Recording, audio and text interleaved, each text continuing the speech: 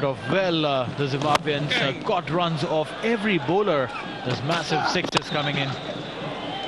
Runs coming in from all directions. A good starting opening stand by Mir and Masakadza. Some reverse sweeps too before Daulat Zadran got better of Solomon Mir. A beautiful Yorker. Then Mujib Zadran came into action. A simple catch there at deep to get rid of Masakadza. A return catch by Nabi. This was completely unexpected. Yeah, and that's where the game changed. Brendan Teller, set batsman, just walking back, and then some beautiful shots from Irvin, driving it through the covers and hitting it through the onside also.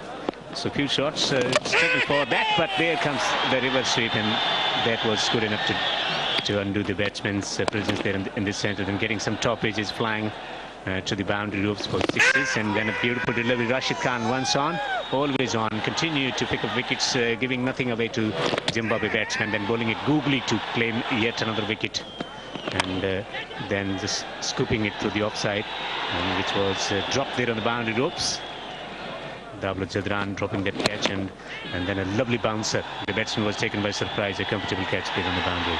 Absolutely, and once that was done, it was sealed, because that was Sikandar Raza who got out. Rashid Khan came back strong, got his third over there, and though some runs coming in late by Jarvis, hitting those few fancy boundaries.